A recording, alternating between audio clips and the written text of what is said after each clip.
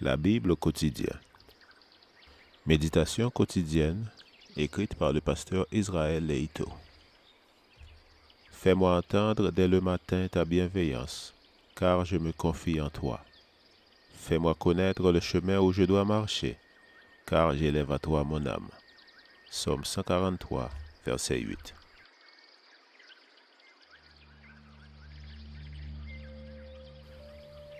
Aujourd'hui, le 24 mai, persévérer dans la prière.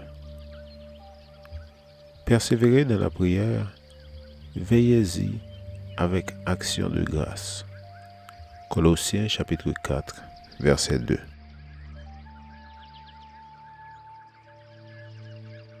La prière est l'un des thèmes qui reçoivent la plus grande attention dans la Bible.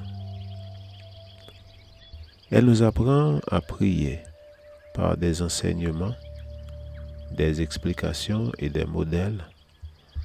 Elle expose les bienfaits de la prière.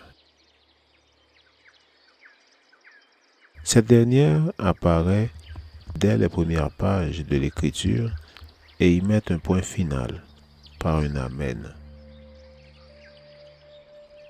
La vie de certains patriarches ayant consacré bien du temps à la prière nous en montre les fruits. L'exemple le plus frappant est celui de Daniel, pour qui la prière revêtait une telle importance qu'elle n'hésitait pas à s'exposer au danger au lieu de renoncer à cette bienfaisante habitude. David n'éprouvait aucune honte à exprimer sa dépendance de la prière et sa confiance dans les directives divines. Et nous constatons que ces hommes, Élie sur le mont Carmel, Paul et Pierre en prison, les martyrs sous la torture, sont tous en prière. Quelle prière sera pour nous le meilleur modèle, si ce n'est celle du Christ?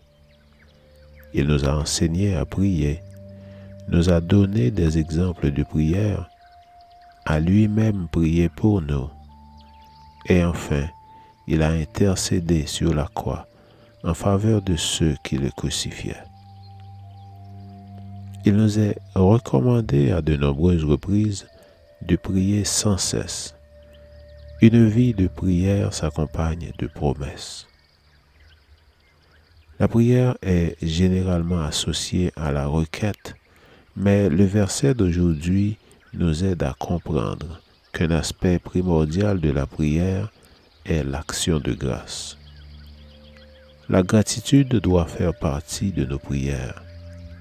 Il est évident que tout ce que Dieu souligne dans sa parole doit être d'une importance extrême. Il sait que nous en avons grandement besoin. En effet, si une âme est pauvre en prière, c'est que le Christ n'y réside pas.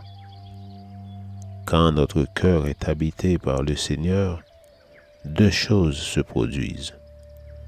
Nous prenons conscience que sans lui, nous sommes capables de rien et que c'est uniquement par la prière que nous pouvons rester en communion constante avec lui.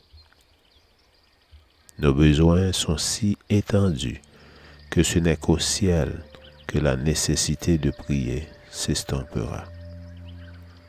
Aujourd'hui, si nous n'avons aucune requête à adresser à Dieu, exprimons-lui notre reconnaissance pour les bénédictions dont nous sommes l'objet et louons-le pour son amour infini.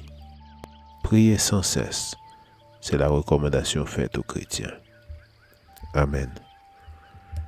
Lecture de la Bible pour aujourd'hui. Dans l'Ancien Testament, 1 Chronique chapitre 10, verset 1 jusqu'au chapitre 11, verset 47. Et dans le Nouveau Testament, Colossiens chapitre 3 et 4. Je vous souhaite de passer une excellente journée avec Jésus.